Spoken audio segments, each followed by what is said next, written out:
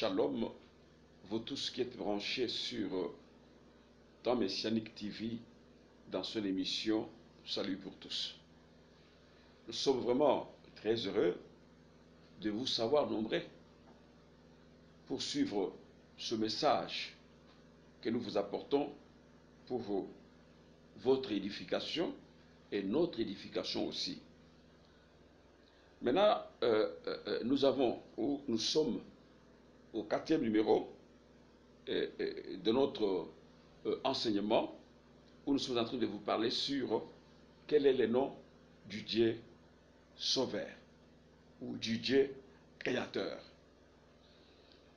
Nous vous avons démontré lors de notre émission passée, dans la version Shuraki, comment Dieu, traduit par d'autres versions, dans la version Shuraki, on nous a démontré qu'il est Elohim. Voilà. Et Elohim, quand il vient voir Moshe, il lui dit: je suis apparu à Abraham, à Isaac, à Jacob, sous mon nom El Shaddai, lui-même. Mais sous mon nom Yahweh, je ne me suis pas fait connaître à eux. Nous avons expliqué, et c'est par là que nous voulons encore introduire notre émission d'aujourd'hui. Je reviens beaucoup plus sur Exode, chapitre 3, verset 15. Vous avez des Bibles, vérifiez avec moi. Elohim dit: c'est là mon nom à jamais. C'est là mon souvenir de génération en génération. Chers internautes, partout où vous êtes, est-ce que vous ne sentez pas le poids de ces déclarations-là du Créateur devant Moïse? C'est là mon nom à jamais. C'est là mon souvenir de génération en génération. Donc, de génération en génération, il faudra que les noms du Créateur soient invoqués en tant que tels. Je crois que vous vous rendez compte maintenant que les créateurs attachent du prix au nom. C'est pas comme les gens disent, veulent philosopher, qu'est-ce que ça fait? Même quand nous parlons éternel, il nous a toujours écouté. Qu'est-ce que ça fait? Bien sûr, il doit vous écouter parce que vous êtes dans l'ignorance. Mais quand la lumière vient, vous devez profiter pour saisir la lumière. Parce qu'il a dit quelque part que Elohim, sans tenir compte du temps d'ignorance, demande à chacun à se repentir.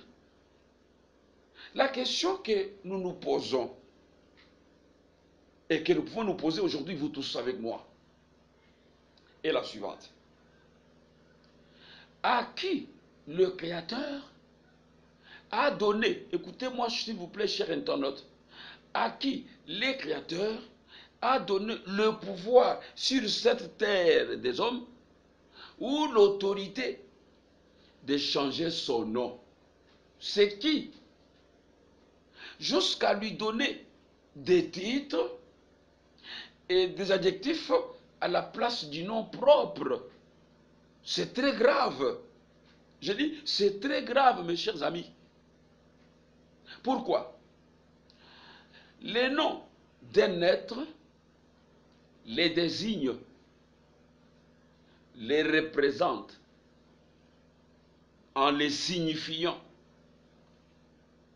Il détermine sa nature, sa personne ou sa personnalité. Il marque sa destinée. Donc, les changements d'un nom trahit tout cela. Et il devient un dérivé ou un sobriquet. Là, c'est très important. J'aimerais que tous nos amis qui nous suivent à travers le monde comprennent ceci. Les noms d'un être les désignent, le représentent en les signifiant. Il détermine sa nature, sa personne ou sa personnalité. il marque sa destinée. Et je dis bien, les changements d'un nom trahit tout cela et il devient un dérivé ou un sobriquet. En conclusion, nous pouvons dire que les créateurs s'appellent El Shaddai ou Yahweh Shaddai ou Yehovah Shaddai. J'ai dit que vous supportez. Supportez parce que, à force d'évoluer avec notre message, vous comprendrez pourquoi les uns ont adopté Yahweh, les autres ont adopté Yehovah, Jéhovah, parce que les gens aiment beaucoup ce qui sonne bien, comme c'est en français, Jéhovah, mais nous vous dirons que dans la lettre alphabétique hébraïque plutôt, dans l'alphabet hébraïque, il n'y a pas la lettre J, il n'y a pas la lettre B. Nous continuons. Alors, vous comprenez maintenant que El Shaddai ou Yahweh Shaddai, qui est le créateur,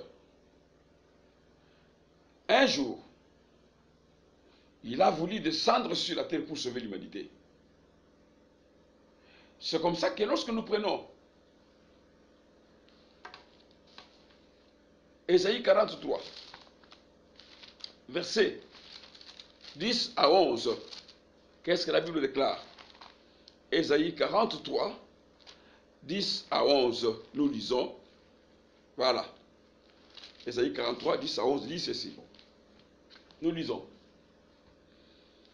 Vous êtes mes témoins, dit El Shaddai. Vous et mon serviteur que j'ai choisi, afin que vous le sachiez, que vous me croyez et compreniez que ce moi, avant moi, il n'a point été formé d'Élohim.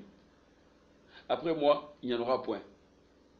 C'est moi qui suis Elohim, c'est moi qui suis Adonai Yahweh.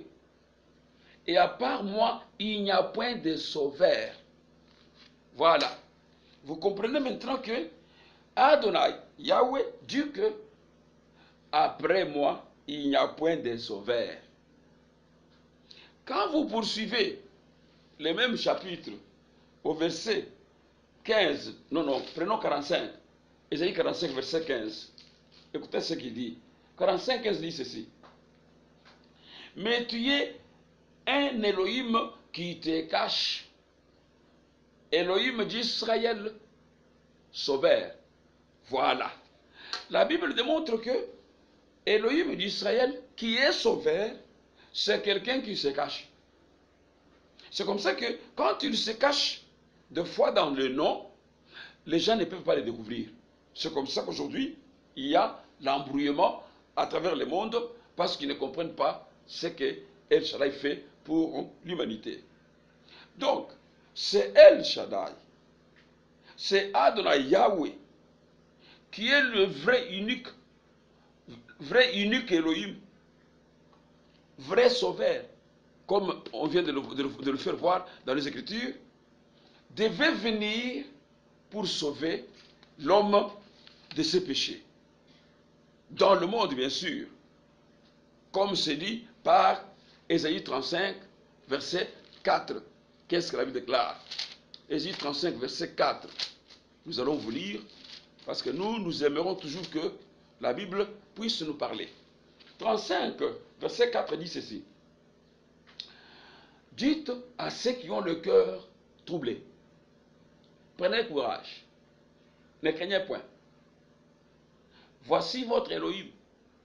La vengeance viendra. La rétribution d'Elohim. Il viendra lui-même et vous sauvera. Oh, amis internautes, il viendra lui-même et vous sauvera. Parce qu'il a déclaré que en dehors de lui, il n'y a point de sauveur. Voilà. Mais comment maintenant il devait venir pour sauver l'humanité? Parce qu'il a dit qu'en dehors de lui, il n'y a point de sauveur. C'est lui seul qui est le sauveur. Vous voyez que lorsque nous continuons à parler de ces choses, même le débat sur la Trinité est clos. Même le débat sur Dieu puissant, Dieu tout-puissant est clos. Parce que les choses sont tellement claires. Alors quand les gens se demandaient, non, Adonai Yahweh, El Shaddai, dit qu'il est sauveur, dit qu'il va venir sur la terre pour sauver le monde. Mais il viendra comment? Sous quelle forme? Il va répondre dans Ésaïe, chapitre 7, verset 14. Écoutez ce que la Bible déclare. 7, 14 dit ceci. Voilà. Nous lisons. C'est pourquoi le Seigneur lui-même vous donnera un signe. Voici, la Vierge deviendra enceinte. Elle enfantera un fils. Et elle lui donnera le nom d'Emmanuel. Voilà comment El Shaddai, Adonai Yahweh, devait venir pour sauver l'humanité. Parce que les gens se demandaient, il viendra comment? Sous quelle forme? C'est comme ça qu'il va répondre en disant, je vais vous donner un signe. La jeune fille vierge sera enceinte. Elle enfantera un fils et il donnera le nom d'Emmanuel. Voilà comment est-ce que Adonai Yahweh répond à l'humanité. Mais ce qui nous étonne, lorsque nous allons prendre Ésaïe 9, verset 5, pour ce fils qui devait venir, vous allez comprendre qu'il y a des mystères là-bas. Ésaïe 9, verset 5. Écoutez ce que la Bible déclare. 9, verset 5. Car un enfant nous est né, un fils nous est donné. Et la domination reposera sur son épaule. On l'appellera admirable, conseiller. Écoutez maintenant, on dit Dieu puissant. Et dans l'hébreu, on dit El Gibor, Dieu puissant. Maintenant, ce qui m'intéresse beaucoup, c'est la dernière phrase. Père éternel, prince de la paix.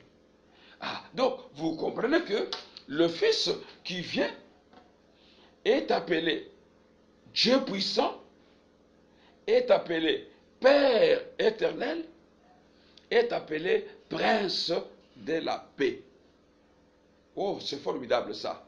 Gloire à la parole et gloire à Adonai Yahweh. Donc, Elohim, El Shaddai, venant dans le monde comme fils, devrait être reconnu comme Immanuel, c'est-à-dire Elohim, Dieu avec nous. C'est clair. Elohim, Dieu avec nous. C'est formidable ça. Donc, vous voyez, mes chers frères, que partant d'abord de Ésaïe 43, 10 à 11, où il a dit, avant moi, il n'a pas été formé de l'Elohim, après moi, il n'y en aura pas. Hors de moi, il n'y a point de sauveur. Et en allant jusqu'à l'Ésaïe 45, verset 15, il a dit, tu es un Dieu qui te cache, Dieu d'Israël sauveur. Ce qui veut dire que en dehors d'El Shaddai, en dehors de Adonai Yahweh, on ne pouvait pas voir encore un autre sauveur. Ok. C'est-à-dire, si quelqu'un devait venir sur la terre, c'est dire qu'il est sauveur. En dehors de Adonai Yahweh, en dehors de El Shaddai, ce n'est pas un vrai sauveur. Parce que lui-même a déclaré que hors de moi, il n'y a point de sauveur.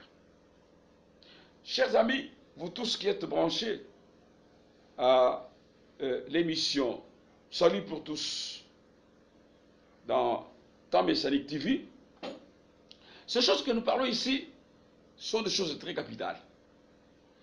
Alors, si vous remarquez, nous avons dit, tous les attributs de Dieu Elohim sont dans les fils.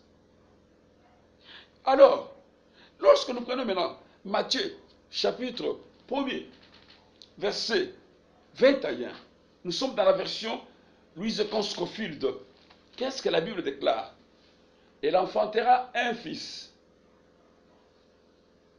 et tu lui donneras le nom de Jésus. Je lis tel que c'est écrit dans la version Louise Conscofield. Tu donneras le nom de Jésus, celui qui sauvera son peuple de ses péchés. Ah voilà. L'enfant qui vient avait déjà un peuple, et quand il vient pour sauver le peuple de ce péché. Mais vous tous qui avez la version Louise Econ là où vous êtes dans vos maisons, regardez sur le nom Jésus, il y a une petite note J. Et quand vous voyez une petite note J comme ça, c'est-à-dire on vous renvoie à marge pour vous expliquer textuellement ce que le nom là signifie. Et quand nous entrons à marge, écoutez comment on explique maintenant sur Jésus. On dit forme grecque de l'hébreu, Yehoshua, signifiant Yahweh est salut.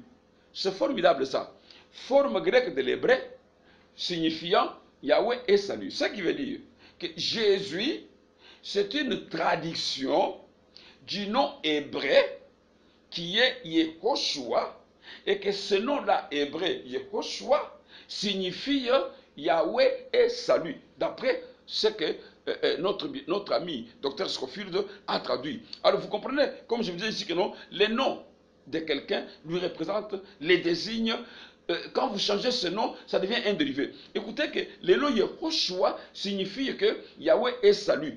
Or, nous avons dit qu'en dehors de lui, il n'y a pas de sauveur.